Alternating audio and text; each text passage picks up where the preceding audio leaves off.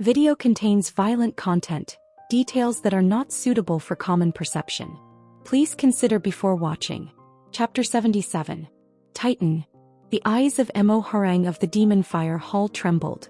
The faint form of chains enveloping her body looked like an illusion, but when she tried to move they tightened further and restrained her. She tried to draw up her internal energy, but Mok Jaeongun approached her and said, "The price for seeing what you wanted is quite steep, but are you okay with that?" A smiling face. But that smile was truly filled with malice. There was no killing intent, so how could he smile like that? In an instant she recalled a story she had heard before. Among thousands and tens of thousands, there are those born with a murderous nature. What is that? It's a disposition that finds joy, pleasure, and the reason for existence in death and destruction. Isn't that dangerous? It is dangerous. But if they can be properly tamed, they can be said to be the best material for assassins. The best. Yes. Those with a murderous nature have no hesitation in killing someone. That's why they don't get swayed emotionally. So that can become a talent. That was still when the Demon Fire Hall was called one of the 4 major assassin groups. She thought that perhaps Mok Jaeon might be the murderous nature her father had spoken of back then. If that was the case, she might have touched on something dangerous. But that didn't matter. Emo Harang looked straight into Mok Jaeongun's eyes and said, "I will pay any price. Any price. If it means uncovering a secret, I'm prepared for it." Prepared. But there's only one life, so can there be any price? Mok Jaeongun still had a smiling face. But the words coming out were extremely brutal. "Master, give me this human's body." The green spirit, Gyu Soha, said with a greedy gaze. Hearing this voice, Emo Harang flinched in surprise and looked at Gyu Soha. At this, Gyu Soha tilted her head and muttered, "Human. You can hear my voice too? Oh ho." At those words the blue spirit also showed interest. That's because although she deliberately revealed her appearance, she didn't make her voice audible. But being able to hear this meant, it seems the spiritual eye has opened. Spiritual eye? Yes. Unlike you who has opened the demon eye to see the inner essence, it seems you have gained the eye to see souls at the crossroads of life and death. The blue spirit called it the spiritual eye.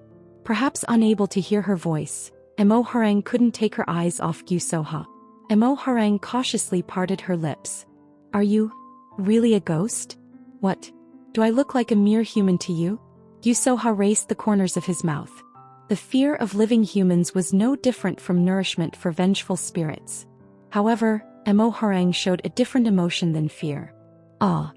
It seemed elevated somehow. It was close to the emotion felt when seeing something one had been wanting to find. At this, Mok Jaeongun said to her, "You're showing an interesting reaction. Is seeing the dead your wish or something?" No. That's not it."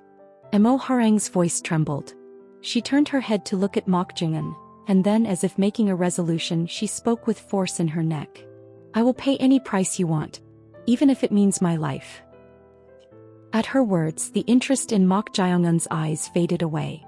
Having seen countless deaths, he had come to be able to distinguish to some extent between those who were truly prepared for death and those who weren't, and she was closer to the former. She was prepared to stake her life if necessary. To such Mok Jaeongun she continued, "But help me in return." Help you say?" Mok Jaeongun muttered as if annoyed. And then, bringing his finger to her throat, he said, "Why should I do that? It's just a bother." Press. His finger pressed into where her Adam's apple was. At this she spoke with unwavering eyes. "Body. That ghost said it wants a body, right? If you grant my request, I'll give you this body as much as you want. It seems like you're trying to make a deal, but even now I can take your body without having to do that." At Mok Jaeongun's words, Emo Harang's eyes sharpened. At that moment, a sharp energy spread from her body. Clang, clang. Then the chains created by Gyu Soha's spiritual power were cut off. At some point, sharp daggers were held in both of Emo Harang's hands. The daggers were imbued with flickering killing energy, which was honed much sharper than that of Yong Jie of the Vermilion Slaughter Cave. "Step back," the blue spirit warned. At this, Mok Jaeongun stepped back about half a step and slightly shook his head to the side. At that moment, several trajectories drew lines in front of his eyes and narrowly grazed past Mok Jaeongun. If he had been a little late, a part of his body including his chin would have been cut off. bow was slightly cut. Trickle. A drop of blood flowed down where the trajectory had passed. Thread. It was much thinner than thread but had elasticity. This thread-like thing tied behind the hilt of the dagger embedded in the floor surrounded the area to prevent movement. Emo Harang spoke in a chilling voice. Don't underestimate me too much. Killing intent was emanating from her voice. At this, Mok Jaeongun smirked and said, You had a hidden trick up your sleeve. While that was happening, the blue spirit's voice was heard. I thought I had seen that dagger technique somewhere before, but she has inherited the lineage of the Killing King. The lineage of the Killing King? As soon as Mok Jaeongun's question ended, a glint appeared in Emo Harang's eyes. She spoke in a tone of incomprehension. What are you? Emo Harang was genuinely amazed. She never thought the words lineage of the Killing King would come out of Mok Jaeongun's mouth. It would be stranger not to think of the Killing King after seeing the linked kill in the flash shadow flying dagger technique. Mok Jaeongun directly repeated those words of the blue spirit. It would be stranger not to think of the Killing King after seeing the linked kill in the flash shadow flying dagger technique. At those words, Emo Harang's eyes widened.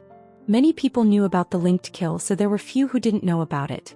However, the flash shadow flying dagger technique was different. This was a secret technique that only the sect leader of the Demon Fire Hall could learn. It was literally a secret technique, and since it was not used unless the opponent had to be killed or was too difficult to handle, it was hardly known. And the Killing King is the predecessor of our sect. It's a story passed down only orally within our sect, known only to the sect leader and the successors. So how does he know that? It was in that moment of her confusion. Mok Jaeongun strongly stomped on the floor. Then the floorboard was pressed down and the part where the dagger was embedded rose upward. At the same time, the thin threads tightly surrounding the area loosened. Swish.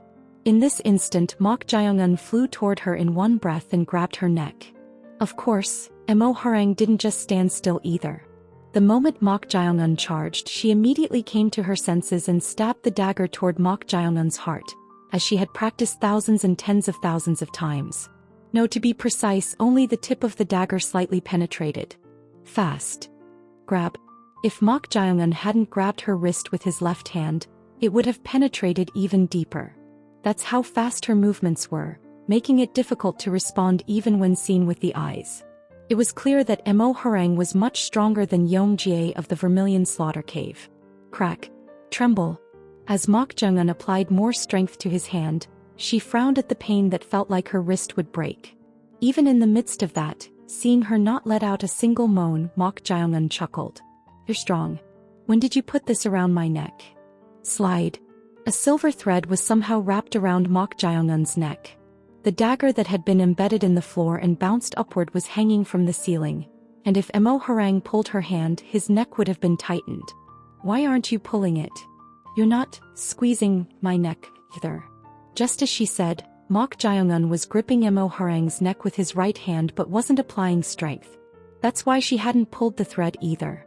Honestly speaking, if she pulled this, Mok Jaeongun's neck would be cut off, so she had refrained from doing so. Beyond this point, it was truly the territory of killing each other. If I kill him, it's a violation of the restriction in this gateway. And she still had something she wanted from Mok Jaeongun. That's why she couldn't kill him. Swish. At that moment, Mok Jaeongun released his hand from the neck he was holding and lightly touched her thread with his finger. In that instant, the taut thread soon became limp. Emo Harang's eyes widened. She was definitely sending true energy through the thread, but as if it had dispersed, the thread no longer obeyed her. What is this? She couldn't understand. While she was doing that, Mok Jaeongun said, You seem quite useful. What? I was going to give you to Soha as a body, but it doesn't seem bad to just use you myself. What are you talking about now? You said you would pay any price for what you want, right? At Mok Jaeongun's words, Emo Harang momentarily hesitated. She had definitely agreed to that, but perhaps because of Mok Jaeongun's suddenly changed attitude, she found herself hesitating for a moment. But then Mok Jaeongun suddenly grabbed her collar and pulled her. Ah. Crack. And then he forcibly moved her wrist that had stabbed the dagger and twisted it in the direction he was in. She wanted to draw up her energy to block this, but the true energy she sent to her wrist kept dispersing, draining her strength, and she couldn't do anything about it. Crack. At some point, the dagger she was holding was pointed toward her face. Was he really trying to kill her? While that was happening, something fell and wet her lips. It was none other than a drop of blood. Drip drip. Mok Jae-un's blood, which had been on the tip of the blade, was about to fall into her mouth. When she tried to close her mouth, Mok Jae-un said, "Open it." What was he talking about? She couldn't understand why he was doing this. However, judging that he wasn't trying to kill her, she soon opened her mouth without questioning it. Then the drop of blood that had been on the tip of the dagger fell into her mouth. "Swallow it." She did as she was told.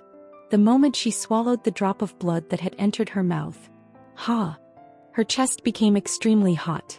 A burning pain was engulfing her body, and it was so agonizing that she forcibly shook off the hand Mok Jae-un was holding and immediately tried to sit cross-legged. Poison. It's poison. A pain that twisted her internal organs. She was convinced that this was poison. As a descendant of the Demon Fire Hall, known as one of the 4 major assassin groups, she was somewhat well-versed in poisons and had even ingested some deadly poisons to build up resistance to them. However, Mok Jae-un's blood was incomparable to that. How can blood have such poison? The poison was too strong, as if numerous poisons had been concentrated. The word deadly poison was insufficient. If I don't circulate energy quickly. Smack. As she tried to sit cross-legged, Mok Jae-un kicked her stomach with his foot. Ugh. The pain of her internal organs twisting was already agonizing, and being kicked in the abdomen made her so distressed that she felt like killing Mok Jae-un right away. You. Smack. At that moment, Mok Jae-un pressed down on her shoulder near the collarbone with his foot and said, "You said you would pay any price. Then from this moment on, I'd like you to become a faithful dog. You don't have to go this far." "Ah. No, that won't do. I never trust people." Emo Harang's eyes trembled. She felt like she had made a huge mistake. This person was more twisted than she had imagined. It couldn't be defined as a murderous nature or whatever. It was truly evil itself. The boys who had given up even circulating energy and resting in order to gather teammates and were going around the rooms.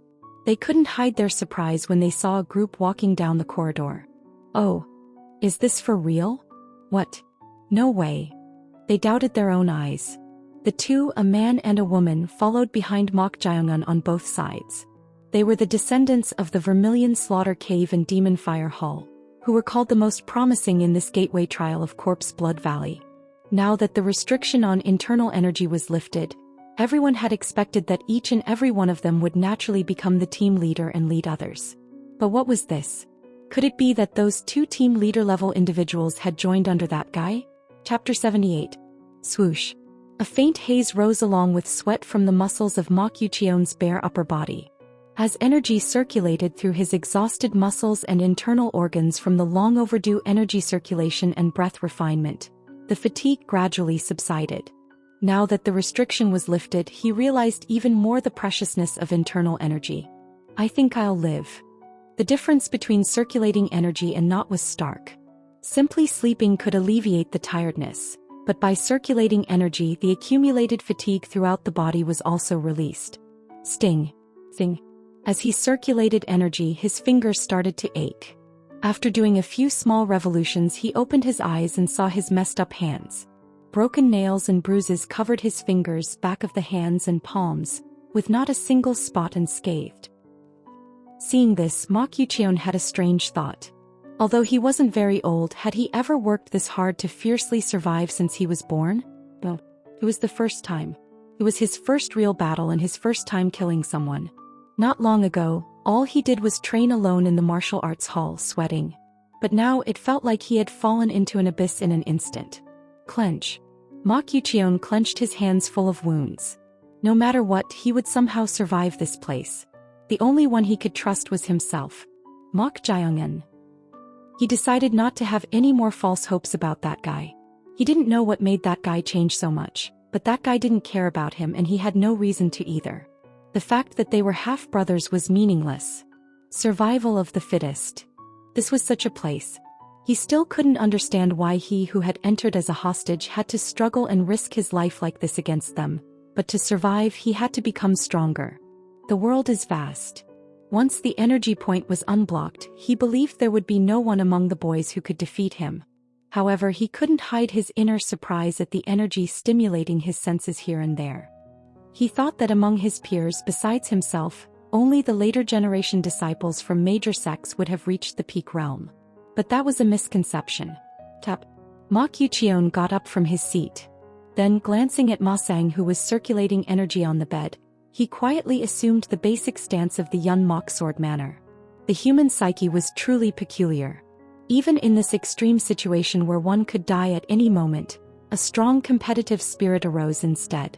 Seeing this, he thought that he might be a martial artist to the bone. I need to become stronger. To do that, training was the only answer. Anyway, even if he gathered internal energy through energy circulation and breath refinement for a day or two, it wouldn't have a significant impact. It was enough to just recover his body. The rest of the time it was important to gain insight through training. Ma Qiqian slowly unfolded the basic stances of the Yun Mok sword manner. This slow-paced martial arts practice, less than half the original speed, was one of the training methods called flying consecutive kick technique, aimed at improving the precision of the stances. It was to train as much as possible without disrupting Ma Sang's energy circulation, as they were sharing the same room. Papak. Even with slow movements, sounds spread from where the fists landed. Ma Qiqian had trained in the flying consecutive kick technique method for a long time, so he could fully exert strength even when slowly unfolding the stances. It was at that moment when he was concentrating on training. I thought it might be, but it really was the Yun Mok sword manner. Startled by this voice, Ma Qiqian stopped and turned his head. The owner of the voice was Ma Sang, the boy with whom he had shared life and death from the beginning to the end of the second gateway. Although they clashed briefly at the end, they understood each other's feelings, so they decided not to blame each other and share a room.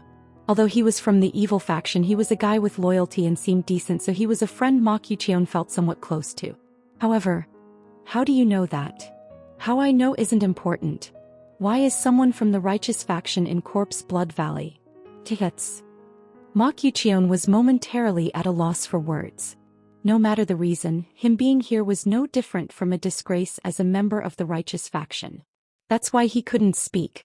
To him Ma Sang said, "Did the Yun Mok sword manner betray the righteous faction? What are you talking about?" In an instant, Ma Qiqian raised his voice as if he was upset. He might not know other things, but he had not yet lost his pride as a member of the righteous faction. It was because the Manor Master, his father, had also chosen to seal the sect not to surrender but to save everyone. The Yun Mok sword manner is forever a part of the righteous faction. At Ma Qiqian's words, Ma Sang scoffed and said as if it was ridiculous, "Don't say such nonsense. A guy who has come all the way to Corpse Blood Valley says he hasn't betrayed the righteous faction? Aren't you here to become a direct disciple of the Heaven and Earth Society's executives in the end?" What? At Ma Sang's words, Ma Qiqian's eyes trembled. What is this about? Becoming a direct disciple of the Heaven and Earth Society's executives? He couldn't understand. At Ma Qiqian's reaction of incomprehension, Ma Sang's eyes narrowed. What? Don't tell me you didn't know. At that question, Ma Qiqian had a perplexed expression for a while before opening his mouth. I don't know. I was just dragged here without any notice and didn't know anything. Really? You didn't know anything? Yeah. At these words, Ma Sang spoke with a suspicious look. That's absurd. To enter Corpse Blood Valley without knowing anything. I told you it's true. Would you believe it if you were me? What the hell is this place? Why is everyone risking their lives and causing this chaos? He couldn't understand it from the beginning. Those warriors in red belts who didn't care even as so many of them died. And the boys who risked their lives to carry out the gateways they ordered. Not a single thing was within the realm of understanding. Why are we risking our lives, you ask? Corpse Blood Valley is the shortest path to becoming a direct disciple of the Heaven and Earth Society's executives. Why do you think everyone is risking their lives? If you overcome that risk, you get a chance to be chosen by the 8 executives of the Heaven and Earth Society and become their direct disciple. Even if you don't become one, the more gateways you pass, the more benefits you get to become a team leader or division leader. Do you think opportunities like this come easily? The Heaven and Earth Society. A chance to become a direct disciple of the 8 executives? Ma Qiuqiuan's eyes trembled severely. Now he seemed to understand why they were risking their lives to such an extent to carry out the gateways.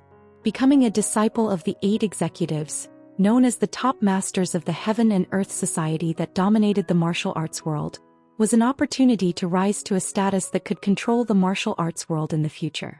For them it was worth risking their lives. But he was different. Damn it. Ma Qiuqiuan bit his lip tightly. Then all this time his struggling to survive meant he had been striving to become a direct disciple of the Heaven and Earth Society, which could be called the archenemy of the righteous faction. What the hell am I doing? If that really happened... The Yun Mok Sword Manor would not be sending hostages but sending their children to the Heaven and Earth Society's Talent Nurturing Center. Doing something to survive was poisonous to the Yun Mok Sword Manor. Ma Qiuqiuan was genuinely confused. What should he do? Was it a trap that the Heaven and Earth Society had sent him here? It was at that moment when he was dumbfounded. It seems you really didn't come here of your own will. Ma Seng's tone suddenly became quite serious, unlike before. At this, Ma Qiuqiuan couldn't hide his bewilderment. How did you come here? At that question Ma Qiuqiuan hesitated. He had learned that his entry into Corpse Blood Valley was no different from a trap, and he thought it was dangerous to say anything to people under the Heaven and Earth Society who were practically enemies. While he was doing that, Ma Seng poked at the wound again. It is betrayal, isn't it? At those words, Ma Qiuqiuan's face flushed with anger. If it weren't for this situation he would have wanted to slap Ma Seng's face, but he barely held back. Then he eventually revealed the truth. It's not betrayal. I was just taken as a hostage. Hostage? Yeah. Nonsense. Why would they send a hostage to Corpse Blood Valley? I don't know either. I thought they would just keep me nicely. Like you said, I didn't know Corpse Blood Valley was a place like this. You didn't know? If I knew, I wouldn't have struggled like this. I would have rather tried to escape somehow. Escape? Can you say that to me? I don't know. Right now I don't even know what I should do. The more I put in effort to survive here, the more likely it is that the Yun Mok Sword Manor will be branded as having betrayed the righteous faction. If that's the case, for the honor and family as a member of the righteous faction, committing suicide might be the right thing to do. Escaping from here was virtually impossible anyway. He clearly realized that as soon as the energy point was unblocked. Monster. The man wearing the demon mask was a master beyond imagination. He couldn't do anything at his level. Suicide. If this was the only answer, it was frightening. He had only lived for 16 years and it was a scary thing to end his life for the sake of his family. As he became aware of death, Ma Qiuqiuan involuntarily shivered. Ma Seng, who had been staring intently at him like that, suddenly got up from the bed, closed the window, checked outside the door, then closed the door and locked it. Then he approached Ma Qiuqiuan and spoke in a whisper with a serious face. You really didn't betray, did you? I told you I didn't. Keep your voice down. At his words, Ma Qiuqiuan furrowed his brows. Why was he suddenly doing this? While he was puzzled, Ma Seng spoke again in a whisper. I'm sorry for not believing you from the beginning. Even though the Yun Mok Sword Manor has been a renowned righteous faction for a long time, I couldn't help but consider the possibility. What are you talking about now? Listen quietly. I'm a spy sent by the Righteous Alliance. At his words, Ma Qiuqiuan's eyes widened. A spy sent by the Righteous Alliance? While he was amazed, Ma Seng continued. Have you heard of Silent Strides? Silent Strides? He had heard of it before. The Righteous Alliance boasted 4 main organizations. One of them was the Silent Strides. It was a secret organization known to exist as the Dagger of the Righteous Alliance in the shadows and darkness, not invisible places. As a secret organization, it was literally an organization that should not be known. However, due to a certain incident, the existence of this Silent Strides was revealed. Although the name of the organization became known, the Righteous Alliance strongly denied the existence of this organization, so opinions were divided among people about its existence. But Ma Seng was saying he was from that Silent Strides? The Silent Strides might not be a real organization. It's real. The Righteous Alliance, which pursues righteousness, denied it only because they couldn't acknowledge the existence of an organization in charge of intelligence and assassinations. So the Silent Strides really existed. It was truly surprising. Really? To think the silent strides existed. But is it okay to reveal your identity like this? Ma Qiuqian spoke to him in a respectful manner. Then Ma Seng shook his head and replied, "Just speak normally. Still, it will only raise suspicion." "I understand. But is it okay to reveal your identity to me?" "Actually, in most cases, we're not allowed to reveal our identities even to people from the same righteous faction." "But why?" "The first reason is to identify allies and enemies." Identify. Since the gateways of Corpse Blood Valley often require us to kill each other and everyone around us is an enemy, we need to make you aware that we are allies. Ah. Is that why he revealed his identity? But revealing it just for that seemed a bit too casual for a secret organization. Come to think of it, didn't he say, "we," just now? Does that mean there are more people from Silent Strides besides Ma Seng? While Ma Qiuqian was puzzled, Ma Seng said, "The second reason is that, unlike our objective, too many of our infiltrated personnel have died." Infiltrated personnel? As expected, it seemed there were more people from Silent Strides besides Ma Seng. Then there are more besides you? That's right. Originally about 50 people had infiltrated. 50 people? Ma Qiuqian's eyes widened. They infiltrated with that many people without getting caught by the Heaven and Earth Society? While he was thinking that, Ma Seng said, "But 70% of them were filtered out by the Heaven and Earth Society's information network and were blocked or killed in advance." Ah. The number of people who successfully entered Corpse Blood Valley is 15. As a result, it meant that among the approximately 800 challengers of Corpse Blood Valley, 15 were spies from the Righteous Alliance's Silent Strides. Ma Qiuqian, who didn't know the nature of an intelligence organization, couldn't judge whether this was a large or small number. However, judging from Ma Seng's tone, it sounded like even having this many people enter was quite successful. But a problem arose. What problem? In the first gateway, all 15 passed, but in the second gateway, 11 died. If 11 died, that meant only 4 survived. Considering there were still gateways remaining, the probability of failure had become extremely high. He seemed to know why Ma Seng revealed his identity. Could it be? That's right. It's to ask for your help, Ma Qiuqian. At his words, Ma Qiuqian shut his mouth. It was because he was at a loss for how to react. Who would have imagined a situation where a member of the Righteous Alliance's shadow organization Silent Strides would reveal their identity and ask him for help? I think it's hard for you to accept. But there was no other way. Based on the experience and information from past failed infiltrations, we only sent personnel capable of fighting against others with external techniques even without internal energy, but even we didn't know this situation would happen. He seemed to know. That monster, the wolf-shaped creature that made pig-like cries. Chapter 79. Silent Strides. It was a secret organization created by the Righteous Alliance, which could be called the main axis of righteousness. Only a very small number of people within the Righteous Alliance knew the exact time of its establishment, and not many knew exactly what they did. Those who knew about Silent Strides called them the Shadow of the Righteous Alliance. They were in charge of tasks that should not be revealed in the unseen darkness, so they could never rise to the light. Within Silent Strides there was an even more special group. The Fourth Zhang group, which existed apart from the regular groups. The first Gap group, Internal Audit, the second Yule group, Intelligence, and the third Biong group, Assassination. Monsters. Even among the agents of Silent Strides, that's what they were called. This included a measure of the strength of the fourth group agents. But there was another reason as well. It was because they were different from ordinary humans. Neng Huayang, the vice commander of the 13th squad of the 4th group. She was also one of the members and one of the 3 4th group agents dispatched for this mission. It's a request from the 2nd group. Show the skills of the 4th group agents.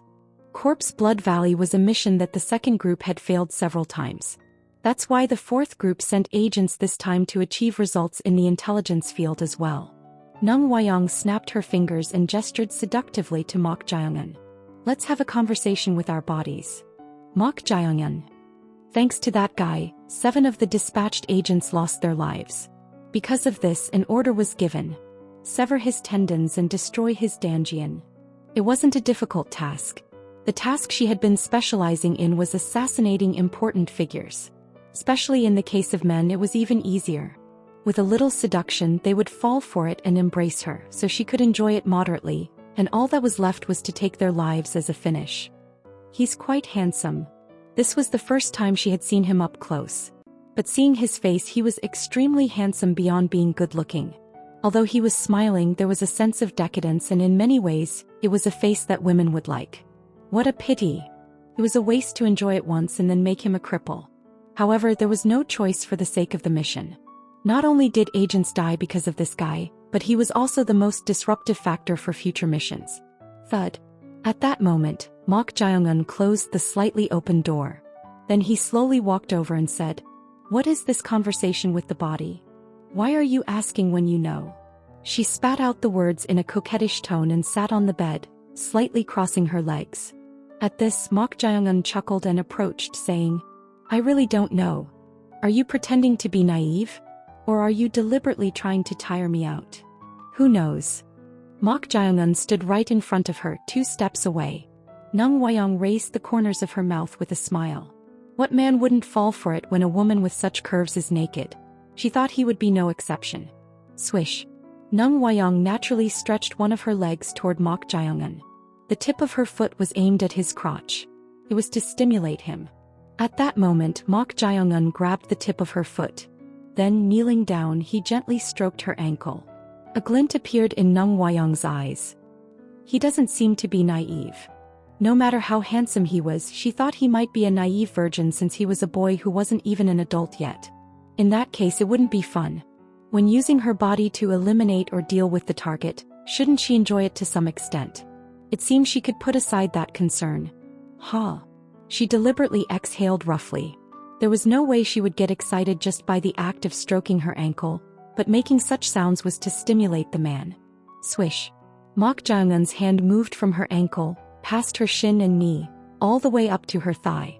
As his hand reached her thigh, her eyes also became sensual. It seemed she could properly enjoy it. It won't be bad for you either. Before becoming a cripple, being able to hold a woman like this could be considered a reward of sorts. Nung Hwa-young spoke in a coquettish voice. You undress too. At her words, Mok Jae-eun lightly smiled. Then, instead of continuing to stroke, he crossed his index and middle fingers and walked them up her thigh. At this, Nung Hwa-young's face reddened. This guy seemed to have some experience despite being young. Most men had no foreplay and just went straight for it as soon as she undressed. But looking at it, this guy seemed to know women. It would have been less fun if he just pushed in there, especially when she had become dull in that sense. While that was happening, Mok Jae-eun said, "You look delicious." At Mok Jae-eun's words, she let out a moan and said, I look delicious? Then hurry up and devour me. You don't have to hold back. Are you excited?" Hearing such words would drive him crazy. While that was happening, Mok Jae-eun crossed his 2 fingers and walked them up, saying, "I need to savor the taste slowly. Beautiful things should be made to heat up slowly to truly enjoy the flavor." I like you. I feel the same. Thinking about the screams that will come out of your heated mouth already makes me tingle. At Mok Jae-eun's words, Nung Hwa-young was genuinely heated up. This guy knew how to excite a woman. Crossing his fingers like that while stimulating her imagination with words, it was making her feel good for the first time in a while. Swish. Mok Jae-eun's hand, which had been moving up for a while, reached her smooth stomach. At this, Nung Hwa-young smacked her lips as if she was a bit disappointed. Was he trying to heat her up more? This guy was an expert. Not bad. She was curious to see how he would turn out, being called a lunatic. But to think he was a guy who was so delicate and knew how to treat a woman. Mok Jae-eun's hand, which had been gently caressing her abdomen, was now heading toward her voluptuous breasts. She let out a heavy breath. To her, Mok Jae-eun smiled and said, "It's heating up nicely and softly. I wonder what expression you will make when I peel off the shell of your entire body. I'm already completely naked. What more is there to undress here?" Swish. Right here. Mok Jae-eun pulled her skin. At his words, Nung Hwa-young momentarily frowned slightly. What nonsense is he spouting when things were going well? Does this bastard think he can excite her with these words? At this, Nung Hwa-young spoke without showing it. "You're good at joking too. Ho ho ho. It's not a joke. What? Nung Huayong momentarily made an absurd expression. To her, Mok Jun raised the corners of his mouth to the point where they almost touched his ears and said, "From the moment I first saw you, I wanted to peel off your entire skin and see what's inside." Are you saying that to get me excited? Aren't you excited? Are you kidding me? I once peeled off the entire skin of a guy who kept his mouth shut and made him see his own insides, and he screamed so much that he fainted. The sight of blood vessels and real muscles intertwine was really nice to see. Nung Huayong's expression hardened. At first she thought he was trying to do some excessive verbal foreplay. But that malice-filled smile and his eyes were truly sincere. He wanted to peel off her shell and see inside. Shudder. For a moment, a chill ran down Nung Huayong's spine. She had been killing the guys who crawled into her embrace like a queen spider and always enjoyed the process, because she got so excited every time she killed the men who were in her arms. Seeing them suffer, it seemed like her numb senses came back to life. This bastard. Is he the same kind as me? He thought, how crazy could he be even if he was insane? But experiencing it firsthand, he seemed even crazier than her.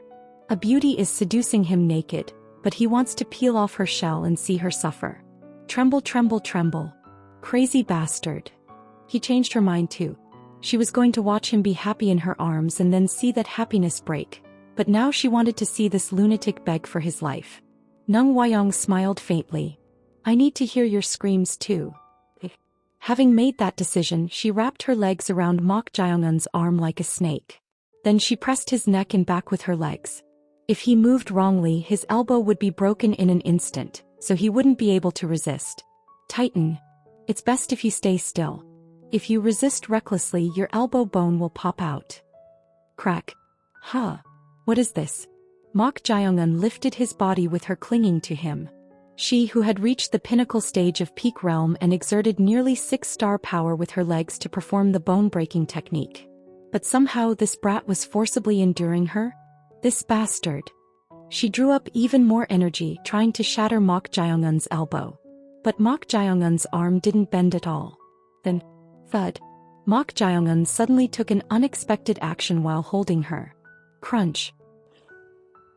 For a moment she doubted her eyes. Mok Jaeongun forcibly turned his neck and bit into her thigh muscle on the opposite side of the knee she was tightening. Although she couldn't feel pain, she could still distinguish the teeth sinking in. And the part he had bitten off now was dangerous. If done wrong, she wouldn't be able to walk.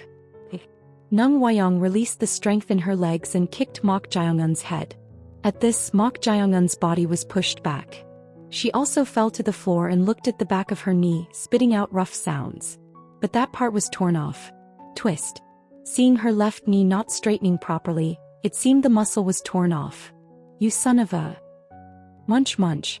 Suddenly she was at a loss for words. She saw Mok Jaeongun chewing on her torn thigh muscle. Mok Jaeongun, who had been chewing with blood on his lips, soon swallowed it down his throat. Gulp. Along with that, Mok Jun wiped the blood on his lips with his tongue and said, Lick. The taste of blood is okay, but it's a bit tough. This crazy. Nung Huayong was momentarily speechless. She was called a crazy bitch even within the fourth group and acknowledged it herself due to her bad taste that came from being unable to feel pain. But this went beyond that scope. This wasn't the concept of being crazy, but wasn't it being a demon or having a murderous nature? Feeling extreme fear, she unknowingly took a step back. Then, tie her up. It was faster than the end of those words. Swish. Something wrapped around her entire body, restraining her from moving. What is this? Startled, she tried to draw up her energy and shake it off. But then Mok Jaeongun made a shushing gesture with his hand instead of sealing his lips. Then, she couldn't open her mouth. Unable to even scream or do anything, her face turned pale. Mok Jaeongun approached her and said, You said you can't feel pain? That's great. I have a mirror here too. I was wondering what reaction you would show if you saw your own shell being peeled off one by one. Along with that, the corners of Mok Jaeongun's mouth reached his ears. It was an expression of being thrilled to death. This guy is serious. Seriously. Thump, thump, thump, thump, thump. Her heart was beating fiercely and not listening. Huff, huff, huff, huff. After exhaling roughly, she soon foamed at the mouth and her eyes rolled back. Oh. At this, Mok Jae-eun showed a disappointed expression. Chapter 80.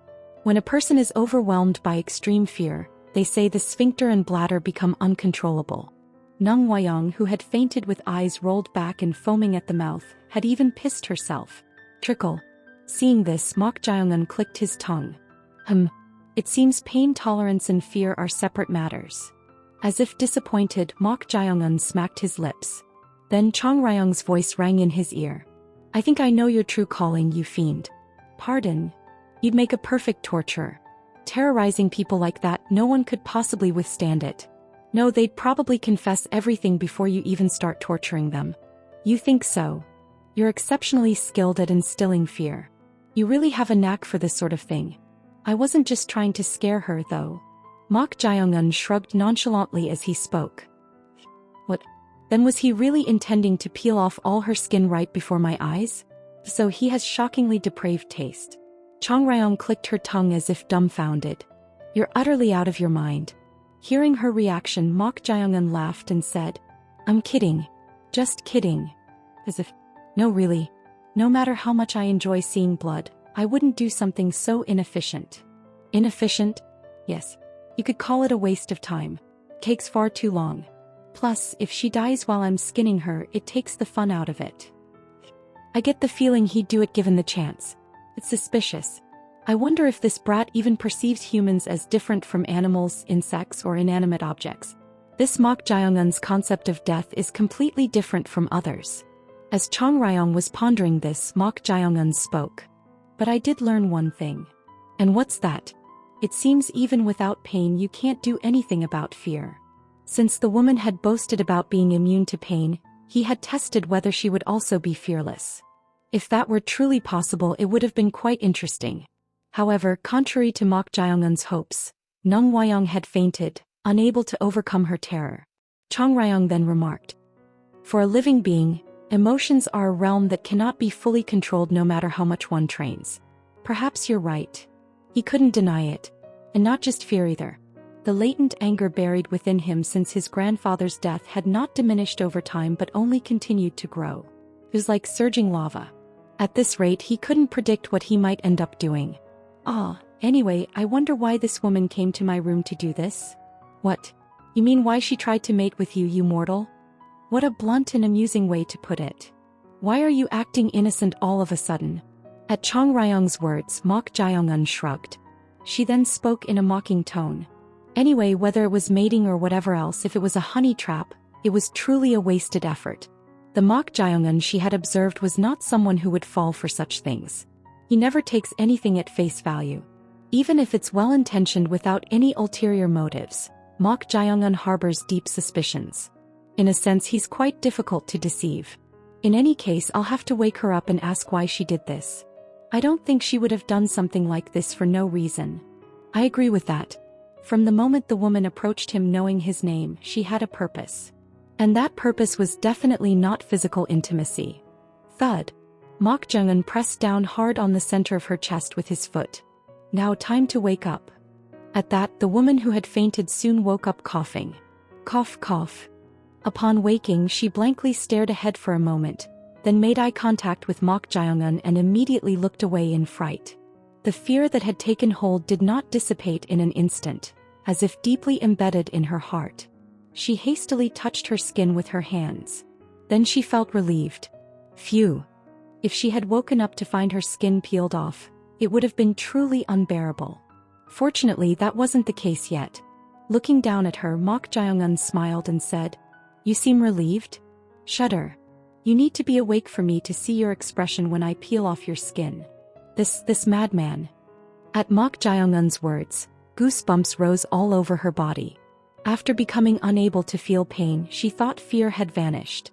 But this guy was completely beyond normal bounds. His way of thinking was utterly different. Thump, thump, thump.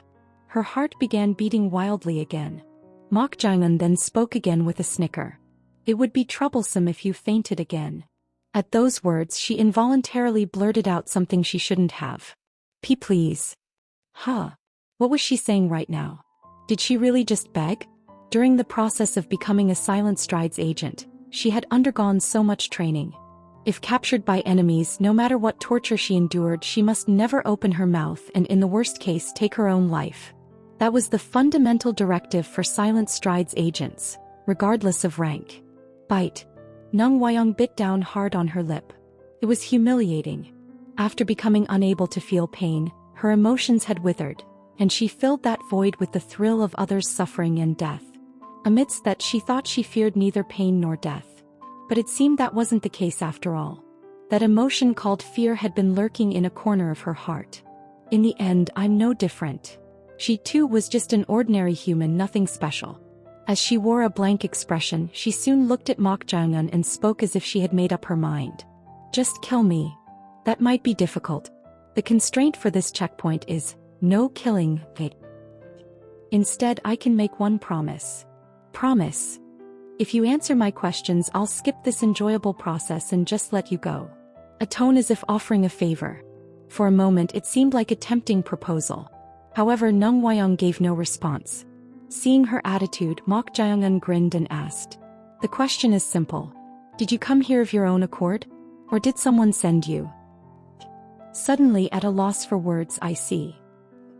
She had barely overcome her fear and composed herself, so how could she readily open her mouth? A Silent Strides agent does not divulge information even at the risk of death. With a defiant look in her eyes, she spoke. I'll be waiting in hell. With those words, she opened her mouth and stuck out her tongue. Then she tried to bite down on it. However, clang. Irk. Something solid coiled between her teeth, preventing her from biting her tongue. What? She couldn't see anything. Yet this thing caught between her teeth was incredibly solid. What was it? As she felt perplexed, Mok Jae-eun spoke words she couldn't comprehend. Soha. You said you wanted a body, right? What was he talking about? Could there be someone else here besides them? She sensed no presence at all. Shiver. Just then a chill ran down her spine. Something cold and eerie seemed to be caressing her hair and she felt nauseous. At that moment, Nung Wyong doubted her own eyes. Flicker. Before her eyes, a blurry figure appeared upside down. It was a girl with graying hair, but her pupils were white, which was deeply unnerving. As this upside-down girl drew closer, she didn't feel human at all. The ghost. Pitch. Nung Wyong tried to twist her body and sit up. But not only was Mok Jae-eun stepping on her, something was restraining her entire body, preventing her from moving at all. Don't come. Don't come. Her fear had reached its peak, bursting blood vessels and turning the whites of her eyes red. Slither. Finally, for the first time in her life, she experienced something possessing her body. It was a sensation on a whole different level from the five senses. Irk. Before long, black, bulging veins popped up all over her body as she convulsed violently. Two men were swiftly walking through the corridor. They were Ma Qiuqian and the emissary of the Righteous Alliance's Silent Strides, Ma Sang. Their hurried destination was none other than Mok Jae-eun's room. Damn it. We better not be late. Ma Sang muttered in an irritated tone. Ma Qiuqian gave no response to his words. That was because he had finally confessed to Ma Sang that Mok Jae-eun was his half-brother. He didn't want to talk about it if he could help it. However, he couldn't bear to leave the guy to die helplessly with his energy channels and Danjian destroyed. So he had prostrated himself in apology to Ma Sang and revealed the truth. At first, Ma Sang couldn't contain his anger. That lunatic is the third son of Yun Mok Sword Manor. He even found it absurd. But in the face of Ma Qiuqian's continued apologies, he barely suppressed those emotions.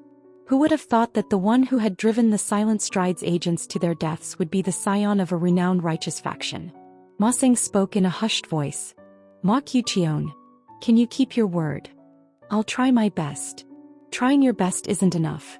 If the situation weren't like this, I would have classified him as an obstacle to the mission and eliminated him, regardless of your request. This was true. Righteous faction or not, they had suffered too much damage because of Mok Jae-eun. He was extremely dangerous and for the sake of the future it was right to remove him. However, there were only 4 Silent Strides agents left. The probability of successfully completing the mission had become far too low. You must persuade Mok Jae-eun. For the sake of ensuring the deaths of those who fell by his hands were not in vain. I understand. Ma Qiuqian reaffirmed in a firm voice. The acting emissary of the Silent Strides, Ma Sang, wanted only one thing. Not Mok Jaeongun's heartfelt apology, but for the brothers to become temporary emissaries alongside them and fulfill the mission. Can I persuade him? To be honest, he wasn't just half-hearted but lacked confidence. However, he had to accomplish it. Even if the guy had changed from before, Mok Yucheon didn't think his ability to make rational judgments had diminished. If that were the case, he wouldn't have survived here. Even if he's changed, he's still from a righteous faction. He believed the guy hadn't forgotten those roots. Mok Yucheon thought he should emphasize this point to persuade him. Perhaps this was an opportunity. If they aided the emissaries of the Righteous Alliance's Silent Strides and played a crucial role in the downfall of the Heaven and Earth Society, they might be able to shed the disgrace of being expelled from the Yun Moksword Manor. Yes. He'll want that too. As Mok Yucheon sorted out in his mind how to approach the conversation, they arrived in front of Mok Jaeongun's room. However, the two men standing at the door looked at each other in bewilderment. No presence could be felt from inside the room. Mok Yucheon asked, "Didn't you say one of the agents had already made a move?" "I did. That's why we're rushing here." They had hurried here with quick steps, not wanting to attract attention by using lightness techniques in the corridor. The perplexed men decided to open the door. As expected, there was no one inside. However, the bed in the room was broken and it was quite a mess. It was evident at a glance that something had happened here. Seeing this, Mok Yucheon spoke with a darkened expression. "Could we be too late?" Inspecting the room, Ma Sang replied to that question. "We don't know for certain yet. If that woman completed her mission, Mok Jaeongun should be lying on the bed, half crippled. But neither of them is here. Perhaps she took him to the captain." "Captain?" "Yes. Among the surviving emissaries of the Silent Strides, there was a captain who commanded them. It was he who had ordered them to deal with Mok Jaeongun." Ma Sang spoke in a slightly apologetic tone. "We still don't know, so just bear with it for a bit. Let's go see the captain." "All right." They closed the door to Mok Jaeongun's room and headed downstairs. The captain of the Silent Strides emissaries who had infiltrated this place was said to be staying in the room at the far right end of the second floor. They were on the fourth floor. As they were heading down, murmur. Boys had gathered in the center of the lower floor and there was some commotion. Wondering what was going on, Ma Sang hesitated and couldn't go down, looking disconcerted. "What's wrong? Damn it all. What?" Warriors with red belts were dragging out a blood-soaked boy. Moreover, not only that, but another boy with one leg severed was also being held by both arms by the red-belted warriors. Looking at them, Ma Sang was at a loss. Mok Yucheon whispered a question. "What the hell is going on?" In response, Ma Sang gritted his teeth and whispered back. "They're both our agents." Those two were none other than Silent Strides agents. Just what was the meaning of this? As they were pondering, finding the emissaries is all thanks to you. The red-belted warriors who had caught them laughed heartily, patting someone's back and praising them. It was none other than Mok Jaeongun. Mok Yucheon's face instantly stiffened. Chapter 81. Upon hearing about some of the memories gleaned from Gyu Soha, who had possessed Nung Hwayong's body, Mok Jaeongun showed an intrigued reaction. He still had no interest in how the martial world worked, but with the information Soha had read, he could now surmise the relationship between the Righteous Alliance and the Heaven and Earth Society. Adversaries. What was interesting here was the reason for their conflict. They were hostile towards each other due to differences in beliefs and ways of thinking. To Mok Jaeongun, this felt quite outdated. What kind of emotions drove people to risk their lives not over simple grievances, but over differing values they believed in? Justice. It's quite inefficient. Inefficient. Yes, that's true too. But there's nothing more fearsome than values and beliefs. Why is that? Nothing is more draining than believing oneself to be absolutely right, even more so than resentment. I can relate to that.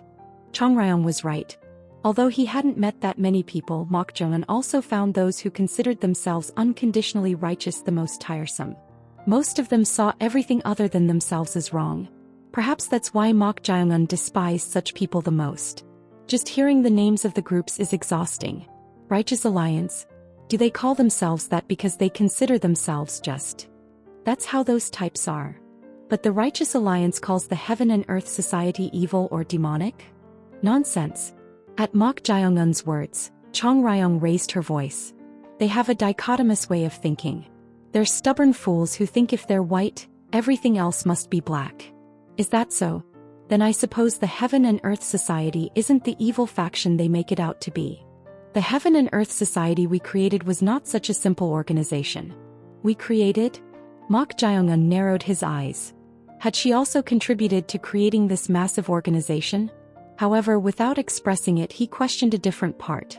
It wasn't a simple organization? Yes. The notions of demonic cult or evil ways are repulsive labels imposed by those hypocrites. But the Heaven and Earth Society was established to reject that and create a true martial world. A true martial world?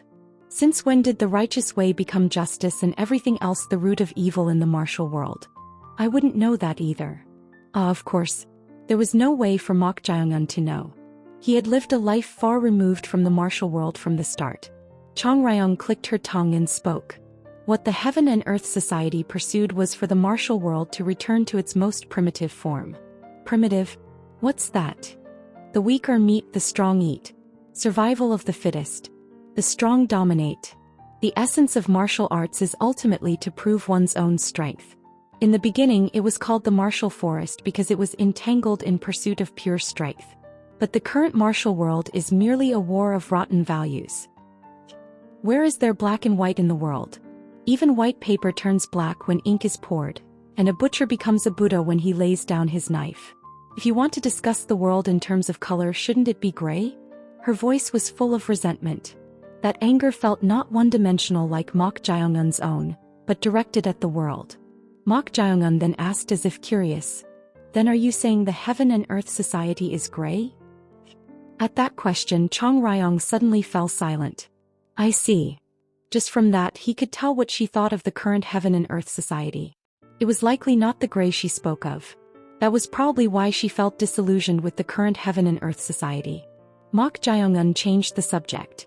Well, putting that aside, thanks to this, I learned some good information. The emissaries of the Righteous Alliance. When possessing someone, one could read some of the target's memories. Not all of them, but he had obtained useful information. When an organization's scale grows to thousands or tens of thousands, naturally gaps form and sending spies to each other becomes frequent. It's only natural, nothing to be surprised about. But they're more foolish than I thought. What do you mean? I'm talking about these Silent Strides spies. Them. Yes. For spies, secrecy for intelligence is their lifeblood. But for the dispatched spies to share this much information about each other. Hiske. Mok Jaeongun nodded as if agreeing with her words. It was his first time seeing the existence of spies, but considering they infiltrated enemy organizations as fake members, it seemed like quite a strategically poor choice. In a situation like now, if one person opened their mouth, they would all be exposed one after another. However, what mattered now was not their foolishness. So what will you do? Who knows? It seems too late to just leave them be. It appeared he had made quite an enemy of the Silent Strides spies. Of course, it was understandable. Because of him, their numbers had dwindled, and the probability of successfully completing their mission had also drastically decreased. It may be revenge for losing comrades, but they likely think killing you will make it easier to pass future checkpoints. From the latter perspective, it's not a wrong choice. It's not the right choice either. True. If they succeed, it's a different story, but if they fail, they must pay the corresponding price. That was the current situation. Gyu Soha, who had taken over Nung Wayong's body, spoke in an eager voice. Master, shall I go and deal with them one by one? They had obtained the body of Nung Wayong, a Silent Strides spy. Since they knew each other's identities, she could easily induce carelessness to kill them or destroy their Danjian and turn them into half-cripples, just as they had tried to do. However, Mok Jaeongun shook his head. What? Don't tell me you're going to let them off? No. It seems there's no need to go through that trouble. No need? Then what will you do? This might be better. The corner of Mok Jaeongun's mouth curled up eerily. Pat pat. Ha. To think you found the spies, it's all thanks to you. One of the red-belted warriors patted Mok Jaeongun's back, praising his achievement. Mok Jaeongun's choice regarding the Silent Strides spies was simple. There was no need to deal with them one by one. It was to inform the red-belted warriors of who the spies were. Killing two birds with one stone. He dealt with them without getting blood on his own hands and gained an opportunity to earn merit with the Heaven and Earth Society by revealing the spy's existence. It was truly killing two birds with one stone. Of course, the only one in an unfortunate situation was Green Spirit Gyu Soha, who had to divulge being a spy with the body she had barely obtained and then discarded again. That guy over there is also from the Silent Strides like me. However, Gyu Soha faithfully played her role. The place Gyu Soha pointed to with her finger was the stairs leading to the upper floor, and a boy there looked flustered and at a loss. Mok Jae-eun recognized who that boy was. It was the boy who had passed the second checkpoint in his group. He remembered him because he had tried to kill Emo Harang, who had lost consciousness after getting injured while fighting Mok Yucheon. Was his name Ma Seng? At that moment, swish.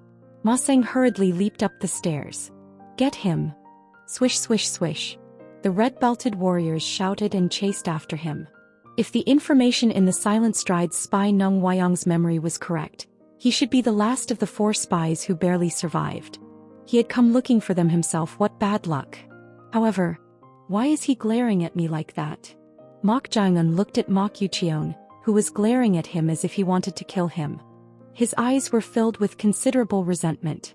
Come to think of it, it seemed he had come down the stairs alongside Ma Seng, the Silent Strides spy. At this, Mok Jae-eun's eyes narrowed. He seems to know something. There was no way he would glare at him like that otherwise. What a simple guy.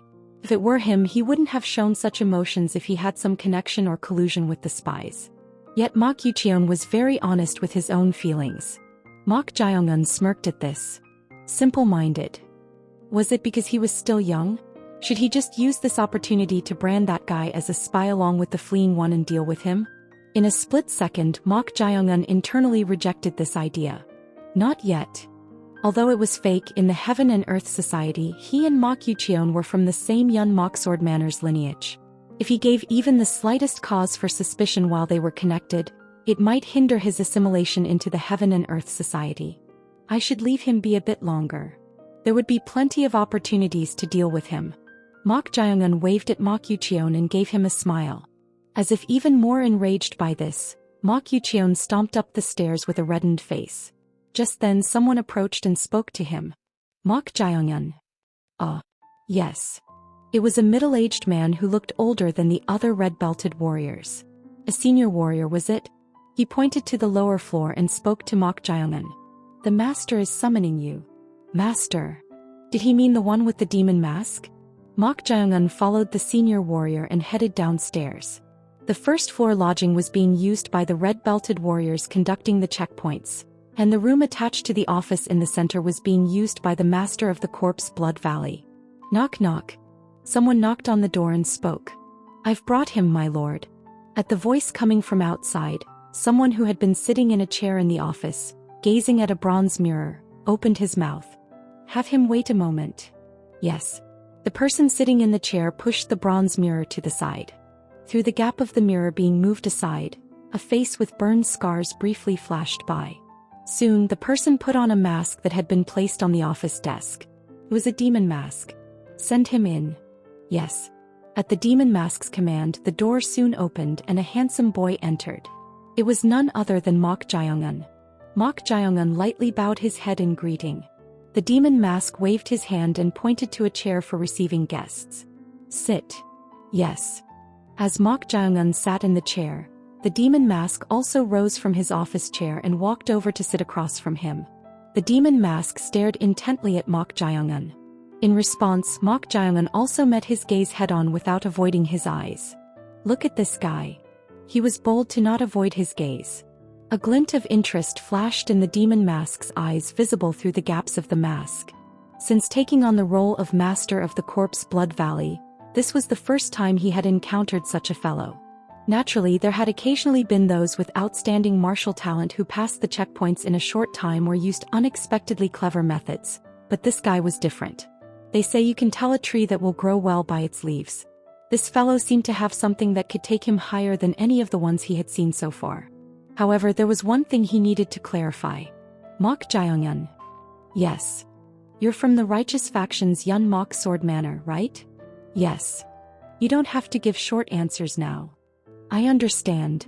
From what I've heard, you and that fellow named Mok Yucheon were brought here as hostages in exchange for leaving the Yun Mok Sword Manor alone as an expelled disciple. Is that correct? At the demon mask's words, Mok Jaeyoung-un inwardly felt puzzled. Did he not know the exact reason why he had come here?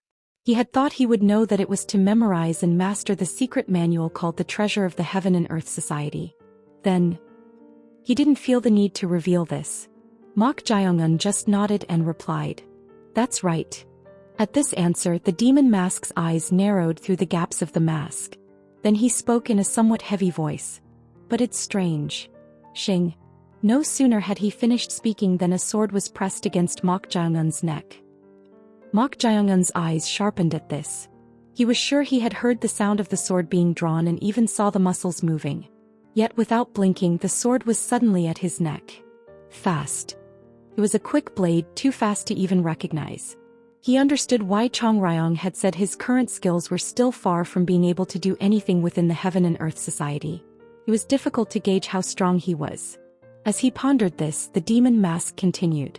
"Even though you were forcibly brought here against your will, why did you reveal the Righteous Alliance's spies?" This was what the demon mask wanted to confirm. No matter how much he thought about it, he couldn't understand why Mok Jaeyoung-un had revealed this. "I had hoped to be rewarded for informing you of the spies, so this is unexpected. Before you speak of rewards, you must first convince me." Is that so?" One of the demon mask's eyebrows rose.